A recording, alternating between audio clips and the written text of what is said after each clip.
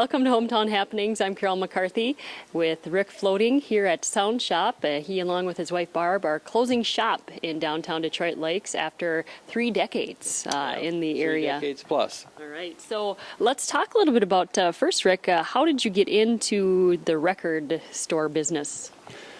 Well, when I got out of the service, I went to electronics school, and I was a technician, mainly servicing equipment at a music shop, stereo shop, and did some service. That was in Minneapolis, and I moved up to Alec and did the same thing, and I worked at KXRA Radio as a technician engineer part-time and the stereo shop there. And the owner of it, Neil Berg, he knew of a shop here in DL that had just closed, went out of business, and he asked me if I wanted to come up and run a store, and I said yes. That was in '76. Okay, all right. So at that time, of course, the vinyl was probably the main selling item? Yeah, we sold a lot of stereo equipment mainly, though, initially, because that was big. We sold a lot of stereo equipment, then some records, and, of course, 8-tracks and cassettes. All right. Yeah. Okay, so throughout the years, of course, you were in various locations in Detroit Lakes. Let's talk about some of those locations. Well, when we started, we were up at the corner of 10 and Washington, where Keith Edwards has his insurance, the bank building. So we spent, well, I'm not sure exactly how many years, 3-4 years there probably. And that was a good location, but you didn't get any foot traffic. It was way at the end. So then we rented a storefront on the other side of the street. Milt Swedberg owned the building, right next to Norby's, and then we were there for probably 15 years plus. And that was a good location. But then Norby's bought that building, and Milt owned this one at the time, so he said, well, we'll move you over here. And I said, that's fine. And this is an excellent location. It has a crosswalk, handicap parking in front, nice windows. Mm-hmm. And it's been a real good location here for us. Mm-hmm.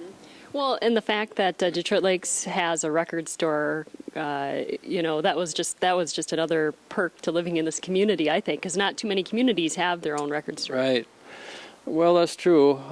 There's getting to be fewer of this type of store, and I've always felt bad whenever any independent store would close downtown, whether it's selling records or shoes or whatever, you know, because they're unique. Mm-hmm. They all look different. They all have a different feel to them, and I feel kind of good what we've done with this store over the years. Yes, and you know, to be in business for 3 decades is an amazing feat in this day and age. Well, you've got to find ways. You got to do things that the box stores, for instance, don't do. And we got into a lot of commercial sound. We used to do a lot of churches and schools and that type of thing. And we've always done service on equipment. And, of course, that's something that you won't get at a larger store. Usually they just sales, but we'd go out and install. Okay.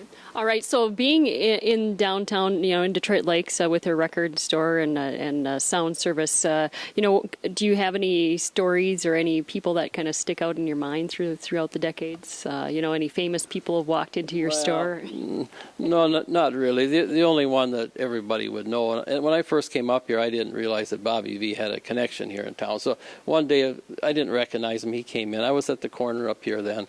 And he bought a pair of speakers, and he pulled out this big business check, and it said Bobby V. Well, that's cool. Excellent. Yes. So, you know, throughout the years, too, I mean, talk about a little bit about the progression of going from, you know, the record albums and 8-track tapes to cassettes to CDs, and now we have the MP3 players. Right. Well, it was kind of a split, you know, 8-tracks and cassettes, but cassettes were superior in my mind, and we sold cassettes right up until just about till the CD was introduced, along with records. The 8-tracks went up, but the cassettes were strong. And then when CDs came, it was kind of a hard time in a way, because then you had another format to stock, and they were still making the new records and the CDs, and then the cassettes kind of went by the wayside. But I liked records so much I never quit selling them. And they just about quit making them, but we kept buying and selling used. And then in the last few years, they make a number of new releases on record, and they do today. So it's kind of a specialty market, but it's fun. All right. And as far as repairing equipment too, I mean the stereos and the needles and everything. I mean, is it harder? I'm sure it got harder to find parts for those. Well, not only that, the equipment got more reliable. So you didn't have as much service on stereo equipment like you had in the 70s, and now they're really reliable, and so that kind of service had kind of went down. But we still have a bunch of old phonograph needles. People come in with, in fact, I've got a lady today I've got to call back because she brought in a model number for a 20, 30-year-old Magnavox. I've got to look that up yet. Well, I might have the needle. And we have a couple turntables at KDLM still. I mean, I still like to spin records. I think that love will never die. But. Right. I agree. A lot of people, and I tell you one thing, they have a hard time parting with them because they have so many memories with them, because when you listen to records, you'd sit down and you'd read the liner notes, and they had great artwork on record albums. So they're... in fact, when we've got a record that's bad, really bad, but the sleeve is okay, well, there they are. There's a box of just sleeves because people will buy those just for the artwork. Sure. So that's kind of neat. Yeah, I remember my brother brought home a Bruce Springsteen, the Born to Run album, and I immediately took out the sleeve and looked at all the lyrics. Yeah, It's a good way to memorize music. Yeah, right. I agree. All right, I'm here with Rick Floating from the Sound Shop, who he and his wife are closing their doors after 3 decades of business here in Detroit Lakes, and we're going to take a break, and when we come back, we'll have Barb come in and give some of her parting thoughts and more from Rick here at the Sound Shop in downtown Detroit Lakes. Welcome back to Hometown Happenings. Carol McCarthy here with Barb and Rick Floating from the Sound Shop here in Detroit Lakes. They're closing their doors after 3 decades of selling records and fixing equipment here in the Lakes area. And Barb, I wanted to get some of your comments on your experience here at the Sound Shop. Well, I am not much of a retailer, but it's been fun meeting a lot of people in the area. Otherwise, I don't get out all that much. All right, so what are your plans now after you leave the Sound Shop?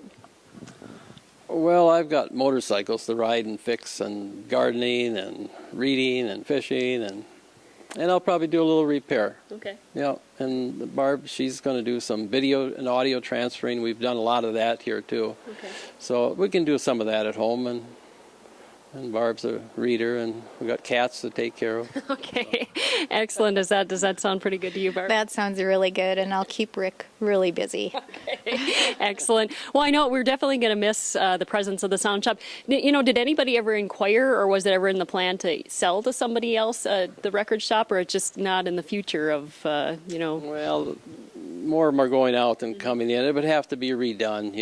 This type of store is, it's a little tough. Yeah. But I just want to say before we leave, I want to thank all the people that have come in and I've got to be friends with and customers, and it's helped us to stay in business all these years. All right, and if people can catch up to you on your motorcycle, you can always say thanks to Rick and Barb as well for their great store here in downtown Detroit Lakes. And so I want to thank you. It's just been a great presence in our community, being able to come into a record store, and it's always a unique business to the Detroit Lakes and an end of an era here in Detroit Lakes as the Sound Shop closes its door.